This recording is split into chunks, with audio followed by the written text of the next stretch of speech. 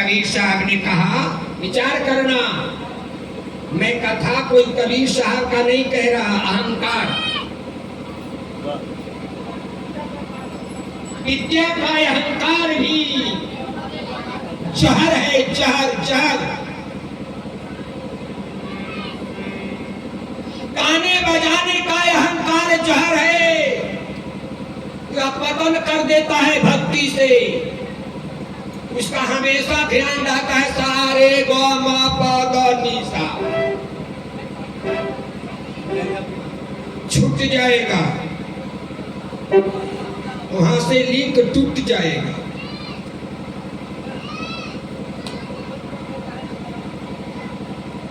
कबीर साहब ने कहा, पंडित जी मैं तो पढ़ा लिखा नहीं हूं। बोले मैं बिल्कुल अनपढ़ हूं। बोले मसी कागज छुइयो नहीं, कलम गही नहीं हाथ। कागज कलम तो कुछ छुया नहीं, क्या किया जाए। लेकिन बड़ा जोर दिया तो सम्राट कबीर साहब ने मात्र 2 शब्द उच्चारण किया। 2 शब्द याद रखेंगे, जीवन में काम आएगा, बड़ा काम, किसी भी मत का हो।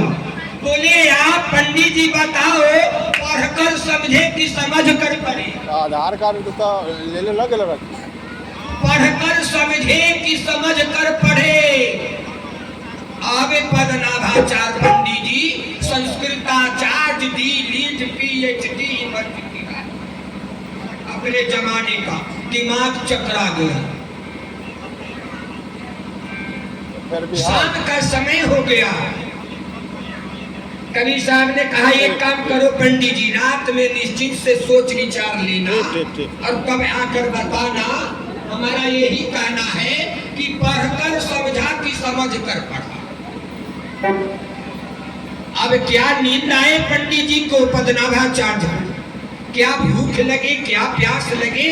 काशी के घाट पर गए, एक पीपल के वृक्ष के नीचे बैठ गए, संध्या वंदना किया, रात्रि में वही साधना करने लगे। बाबा को मनाने लगे, किसको, काशी विश्वनाथ।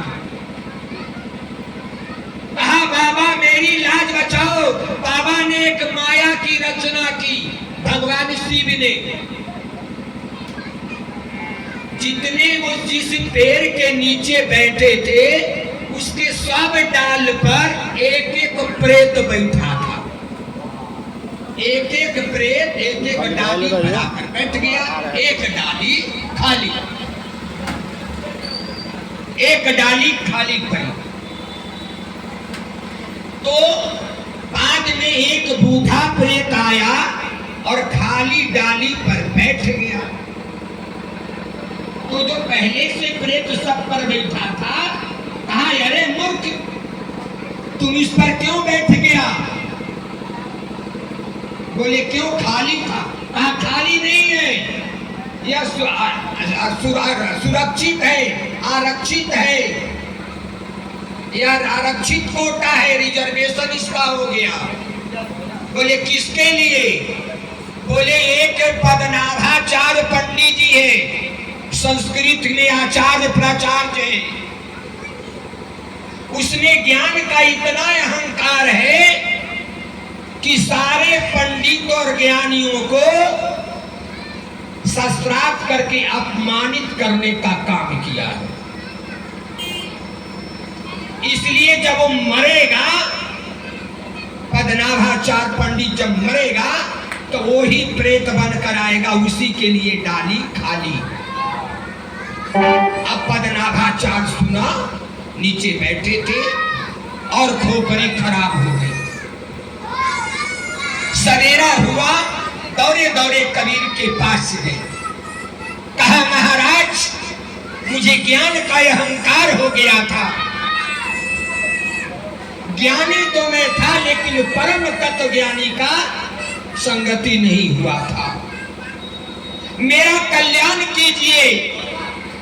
कबीर साहब ने कहा एक काम करो, सादे कागज पर लिखा जाता है, जो पन्ना जो कागज पूरा लिखा है स्याही में कलम से, उसमें खाक लिखाएगा।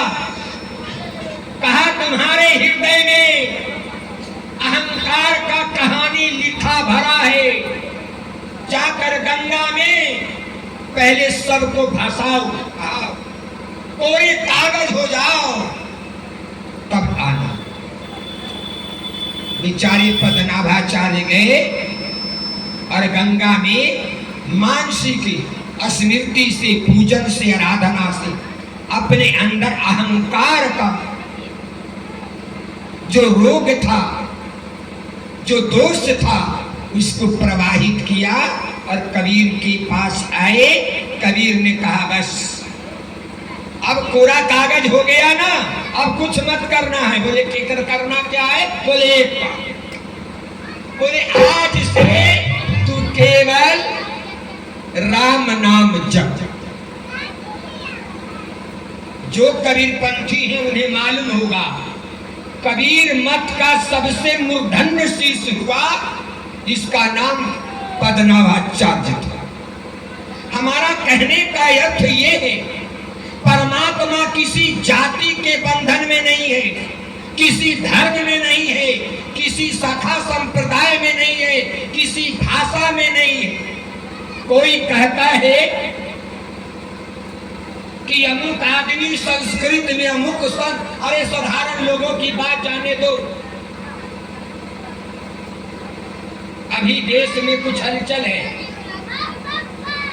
एक संत को कहते हैं कि वह एक पंक्ति भी संस्कृत सुना दे। ऐसे संतों से पूछा जाए, रूस वाला आ जाए कहे रसिया में बात करो, चीन वाला आ जाए कहे चाइनीज में बात करो, अमेरिका लंदन वाला आकर कहे अंग्रेजी में बात करो, अरब वाला आकर कहे अरबी में बात करो। क्या परमात्मा को भाषा में बांध देना चाहिए? क्या परमात्मा को धर्म में, शाखा संप्रदाय में बांध देना चाहिए? क्या धर्म में गाय है, बैल है, बकरी है, क्या है जो उसको बांधना चाहते हो? याद रखिए, दुर्योधन के दरबार में जब गए कृष्ण, तो पहले तो ठगने का प्रयास किया। कहा मेरे पक्ष में आओ, 56 प्रकार का व्यंजन। जब तिरस्कार कर दिया, बहिष्कार कर दिया, तब दुर्योधन कहता है, अरे तुम जाति का